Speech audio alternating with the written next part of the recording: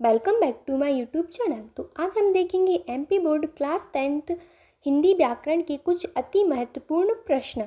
सबसे पहला प्रश्न, काव्य की परिभाषा एवं काव्य के प्रकार लिखिए। काव्य की परिभाषा, जिसमें भाव या प्रभाव की प्रधानता हो उसे काव्य या साहित्य कहा जाता है।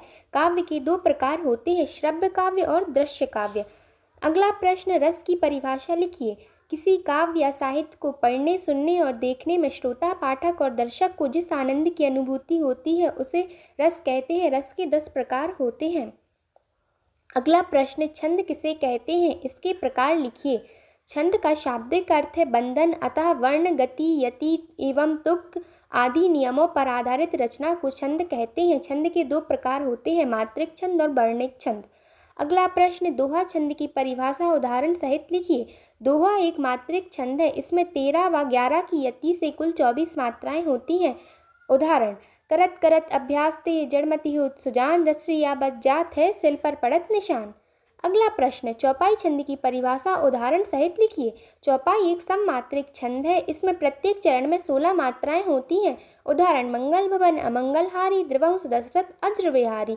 अगला प्रश्न, महाकाव्य और खंड काव्य में अंतर लिखिए। महाकाव्य किसी महापुरुष के जीवन पर आधारित विस्तृत वर्णन होता है। खंड काव्य किसी महापुरुष के जीवन पर आधारित किसी एक घटना का वर्णन होता है। इसमें अनेक छंदों का प्रयोग होता है, इसमें एक ही छंद का प्रयोग होता है। महाकाव्य में 8 सर्ग होते हैं, खंड काव्य में 1 सर्ग होता है। उदाहरण, तुलसीदास द्वारा रचित रामचरितमानस और खंड काव्य मैथिली शरण द्वारा रचित पंचवटी। अगला प्रश्न, मुहावरे और लोकोक्ति में अंतर लिखिए।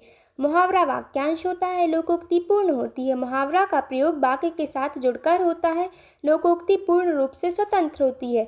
उदाहरण, 9 2 11 होना और इसका उदाहरण है आम के आम गुठलियों के दाम।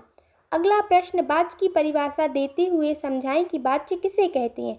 परिभाषा, क्रिया का रूप परिवर्तन वाच्य कहलाता है। क्रिया नए नए रूप धारण करती है, वह कभी कर्ता के अनुसार अपना रूप बदलती है तो कभी कर्म के अनुसार, कभी कभी तो वह इन दोनों से अलग रूप बनाती है। क्रिया का यही रूप वाच्य परिवर्तन कहलाता है। वाच्य के 3 प्रकार होते हैं, कृतवाच्य, कर्मवाच्य और भाववाच्य। कृतवाच्य का अर्थ है क्रिया का कर्ता के अनुसार रूप परिवर्तन। उदाहरण, मोहन पढ़ता है। दूसरा, कर्मवाच्य का अर्थ है क्रिया का कर्म के अनुसार रूप परिवर्तन। उदाहरण, श्याम ने रोटी खाई, राधा ने मक्खन खाया। तीसरा, भाववाच्य का अर्थ है भाव रूप या मूल रूप, अर्थात एक वचन पुल्लिंग रूप से क्रिया के जिस रूप में ना तो कर्ता की प्रधानता हो ना ही कर्म की, मात्र क्रिया का भाव प्रधान हो, वहाँ भाववाच्य होता है।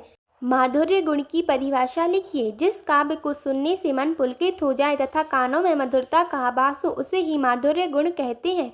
ओज गुण किसे कहते हैं। जिस काव्य को पढ़कर मन में जोश उत्पन्न हो जाए वहाँ ओज गुण होता है। उदाहरण, बुंदेले हर बोलो के मोहे, हमने सुनी कहानी थी, खूब लड़ी मर्दानी, वो तो झांसी वाली रानी थी। अगला प्रश्न, नाटक और एकांकी में अंतर लिखिए।